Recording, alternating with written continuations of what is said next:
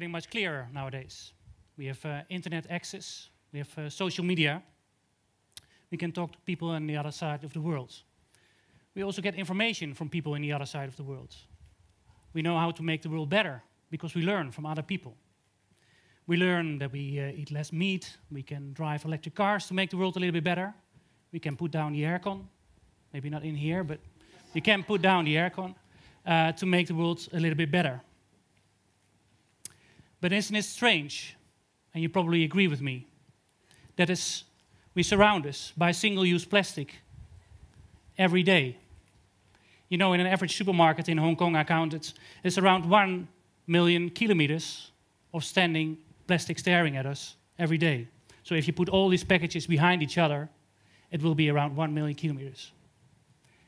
Isn't it also strange that we are willing to pay over 1,000 times too much for something which actually runs from our faucet at home? I'm talking about tap water, or in Hong Kong, filter tap water. We are willing to pay a lot for this. We even take it from Europe, from the forest there, or from Fiji.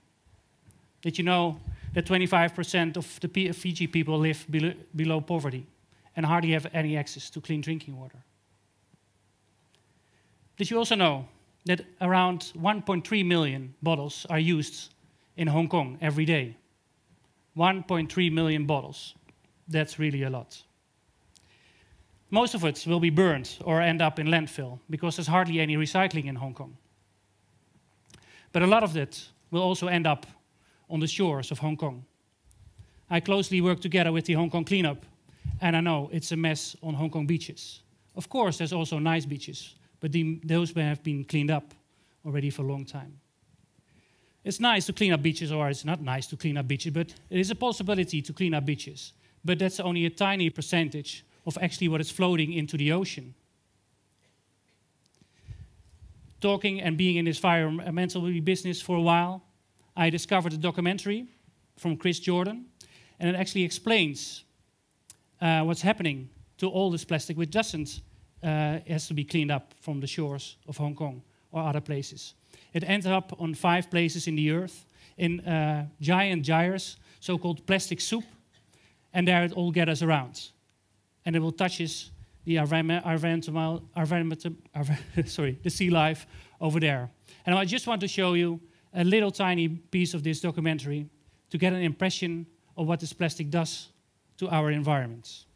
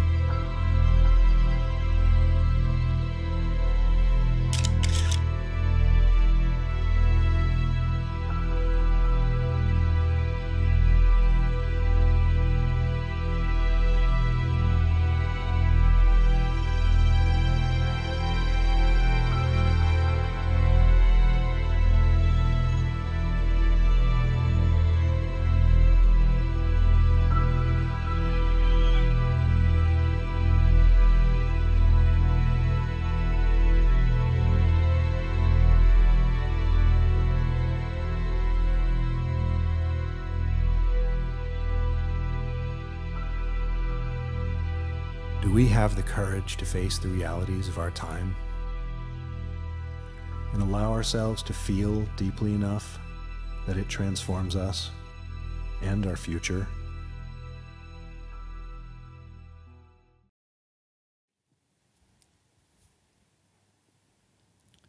It's not nice to look at. Every time I have also troubles to start again with my presentation. You're kind of lucky you only have to look at once, but every presentation that I give, I have to look at it again. So it's kind of a trouble for me. But it's what I said, it's not nice to look at, but it's reality. It's far from away from home. It's just above Hawaii in one of these gyres.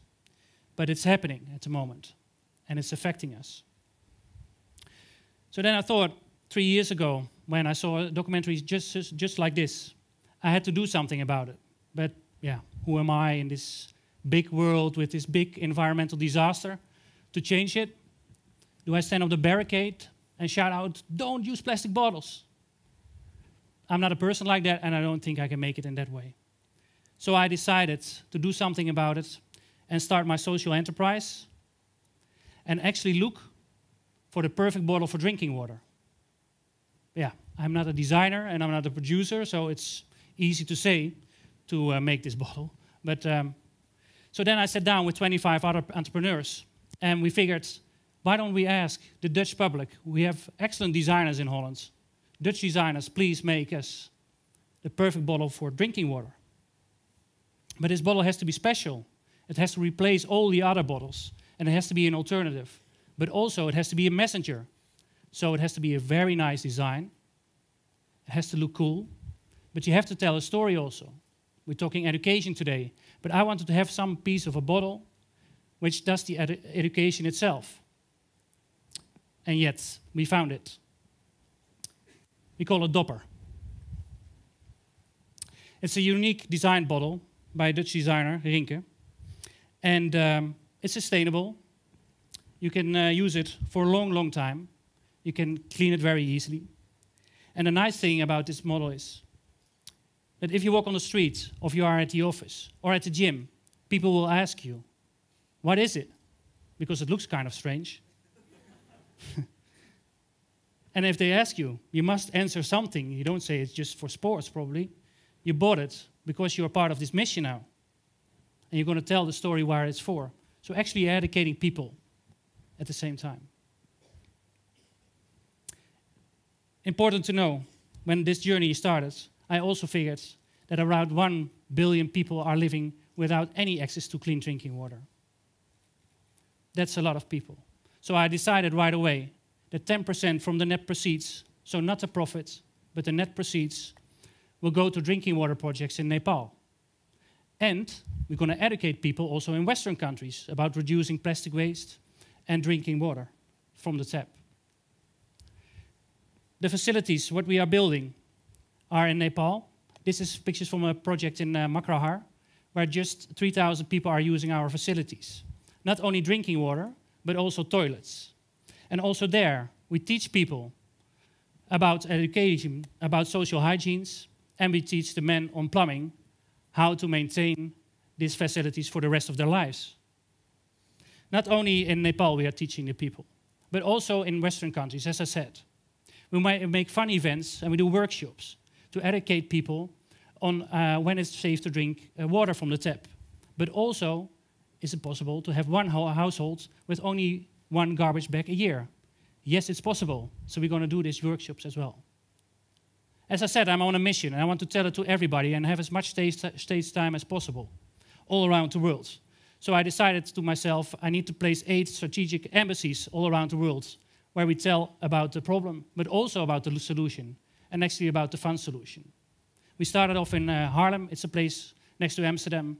In November, we started in San Francisco, and just last week, we signed a contract here in Hong Kong. Working closely together with the Hong Kong cleanup brings also education here to Hong Kong, and we want to tell people about it. And why I'm all telling you this?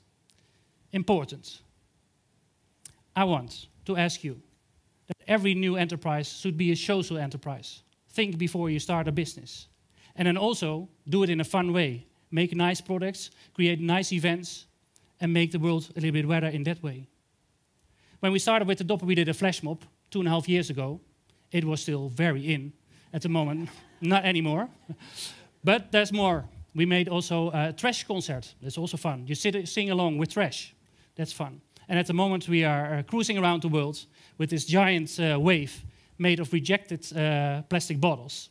And actually you can ride on it and tell your friends you're up to a clean ocean and you're riding the wave for clean ocean. So in that way you're actually also telling your friends where you're up to. You want to tell about your sustainable lifestyle and that you protect this sea life. Now you're on my same journey, and I will hope you'll get a Dopper soon, of course. This bottle is the message, and please bring the message across. Thank you.